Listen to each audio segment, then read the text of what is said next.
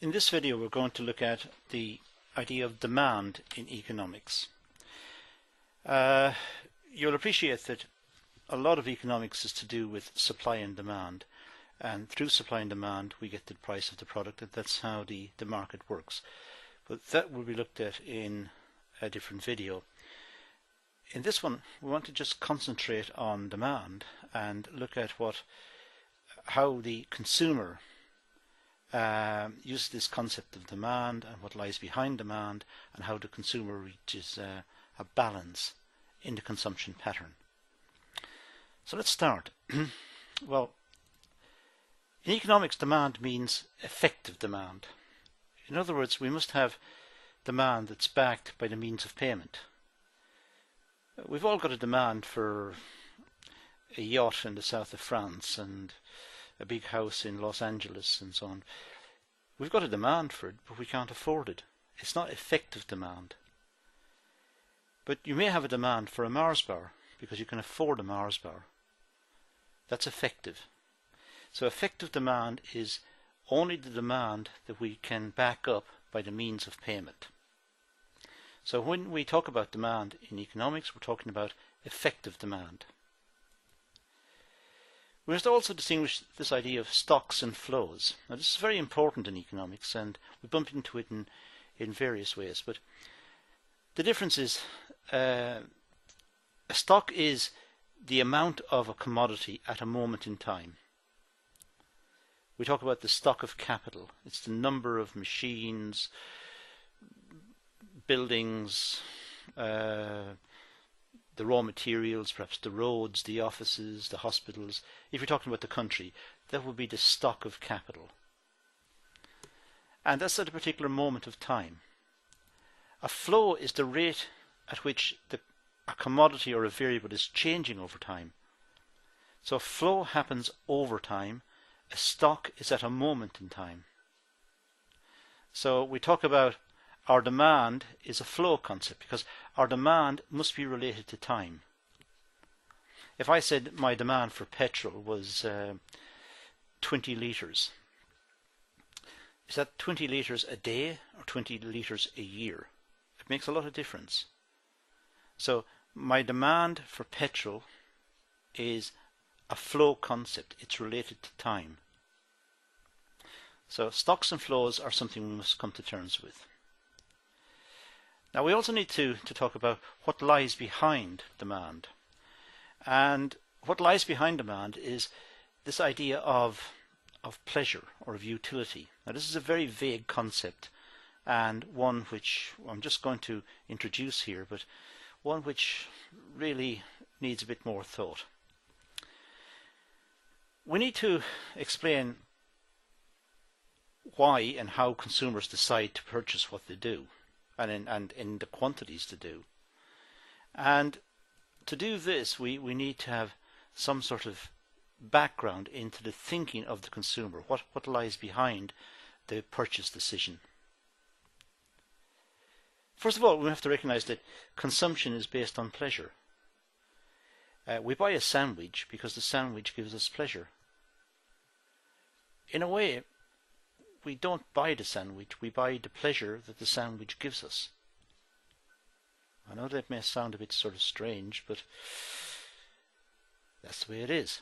We don't buy a tin of Coke, we buy the pleasure that the tin of Coke gives us.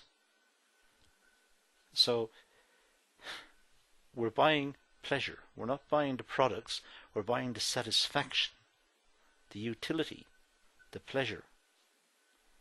These are really synonyms, but that's what we're buying. We're not buying the object itself, we're buying the satisfaction, the pleasure, the utility. Utility is the word we use in economics. We're buying the utility that the product gives us. And therefore, our demand is known as a derived demand. We're not demanding the product itself, we're demanding the satisfaction or the pleasure that lies behind the product.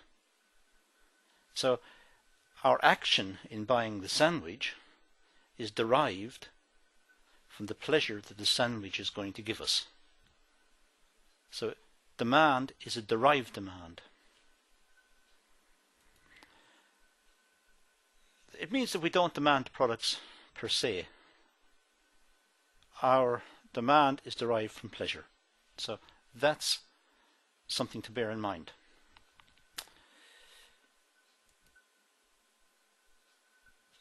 Instead of saying pleasure, we usually say utility. This is simply the satisfaction that we get from consuming a particular good.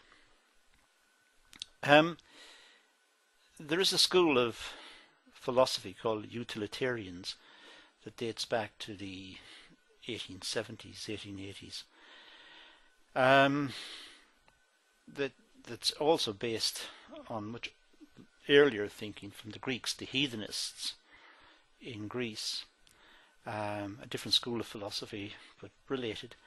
And what they were doing was to talk about the maximization of pleasure. So we've all got limited incomes, and what we do is we try to set out our incomes in a way that maximizes utility, maximizes pleasure. So when you go in shopping, you don't spend all your money on one product. You don't buy all of one product. What you do is you buy a range of products, and in that way the basket of goods you've got somehow reflects the maximization of your pleasure, of your utility. I know it's very philosophical and it's very vague, but this is what underpins demand.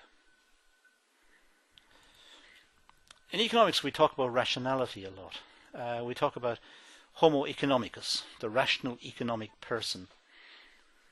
And we assume that consumers act rationally. We don't set out to act irrationally. We might act impulsively. We might act almost randomly. But in order to get the model working, what economists have done is they said, well, let's assume that people are rational. People are calculating. They think about it. They're trying to maximize the satisfaction they've got from their limited incomes. So it's reasonable to say that they're going to think about things before they do it. They're going to try and act rationally. So we try to maximize the amount of utility that we derive from the consumption of our limited incomes. We don't just arbitrarily go out and buy things and wake up the next morning thinking our money is spent and what did we buy. We try to act rationally to maximize utility. Now, we've got everything in place here almost. We've got the idea of maximization of rationality. We've got a unit that lies behind our goods, this unit of pleasure. This is what we're trying to maximize. The unit we call utility. So what we're trying to do is to maximize utility. Now, let's see how that would work. Let's say we've got, this is the heading of consumer equilibrium. Let's say we've got three goods, A, B, and C.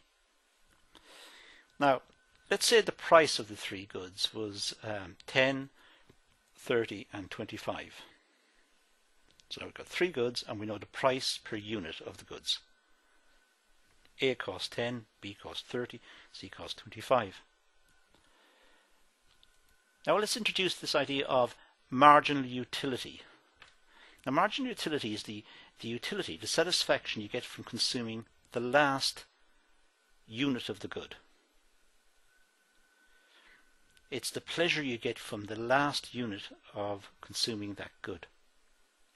Now, this idea of marginal is very important in economics, and we'll bump into it many times in classes, particularly at the introductory stage. And it's one that must be mastered. What we're doing is we're looking at in this case, the utility associated with the last unit you consumed. You see, if you were very hungry and I'd give you a cheese sandwich, you get a lot of pleasure from the cheese sandwich because you're very hungry. You get a lot of utility, a lot of pleasure. If I give you a second cheese sandwich, identical to the first one, you wouldn't get as much pleasure. The edge has been taken off your hunger. If I give you a third one, you're probably full. You say, no thank you. So you get no pleasure of the third one. But the sandwiches are identical. So what we need to do is we need to look at the utility from the last unit you consume. There's another problem here with this column, and that is this idea of utility. How do we measure it? I've got good A, it costs 10, and it gives 200 units of utility, which sounds good. What is utility? 200 units of what? Utility. How do you measure utility? How do you measure pleasure or satisfaction? Difficult. In fact, impossible. But it doesn't stop us using it. The people who went down this road, Jeremy Bentham, John Stuart Mill, great thinkers back in the late 1800s. What they were trying to do is illustrate principles, illustrate ideas that show how we behave. And actually, if we trace through the logic of what we're doing here, we get to something that we can identify. It's just the logic of getting there seems to be very, very obtuse. Okay, good A, price 10, marginal utility 200, whatever that means. Now, the marginal utility per penny. Now, if you divide, let me put the cursor onto the screen. All right, if you divide 200 here by 10, we get the marginal utility per penny. If you divide 900 for B by 30, we get 30. 400 divided by 25, we get 16. So the marginal utility per penny is this one here. That's the amount of pleasure we get per penny spent. So our mathematics would be simple. It would be marginal utility of A divided by the price of A. Marginal utility is 200 divided by 10 equals 20. And you can do it the same for the other ones. Now, if you look at the results here, put the cursor back on,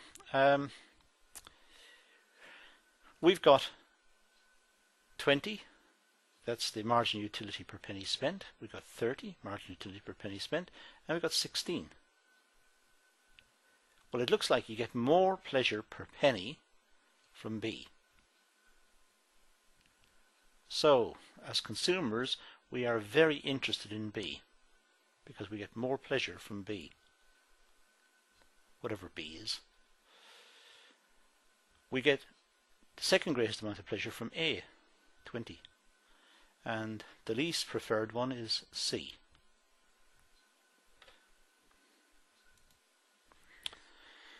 So, buy more of B is the solution. We get more satisfaction per penny. Now, if you buy more of B, then let's have a look at B and see what happens.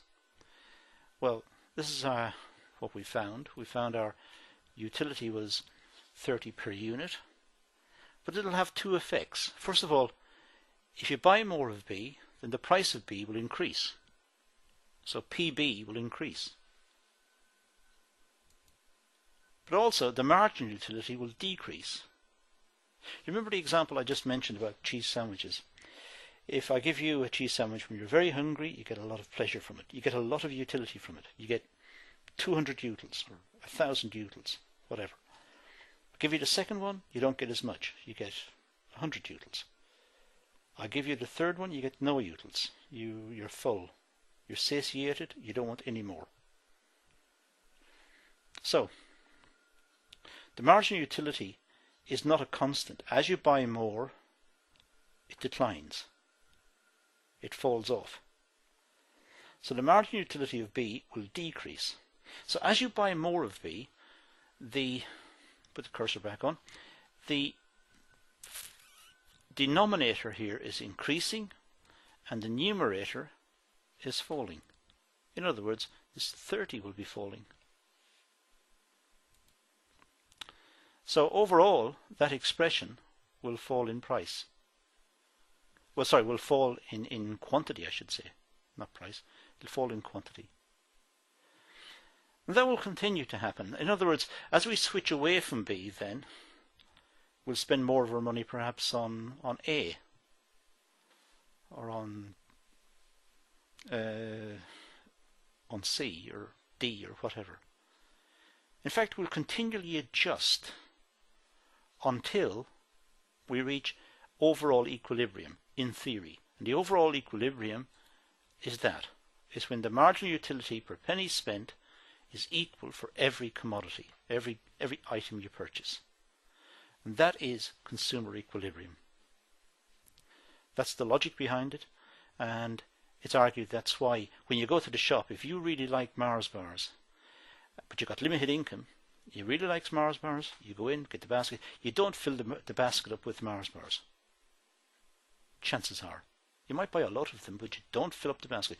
You buy cereal and buy milk and you buy some cheese and you try to mix it because you know that if you just buy Mars bars, it's not good. So this equation tries to explain how a rational person, how a thinking person would set about doing it. The downside of the equation is, as I've emphasized throughout, we can't measure utility, and we don't really have an insight into the consumer process that's backed up by utility. We can't measure people's responses purely by utility. We have to allow for impulse buying and irrationality. But the rational consumer, it's argued, would set about trying to mix the goods that they purchase in such a way that the overall utility will be higher. And in theory, that's the maximum that can be achieved. So that's a backdrop on consumer equilibrium and a background on demand. There will be more videos in the demand section. In the meantime,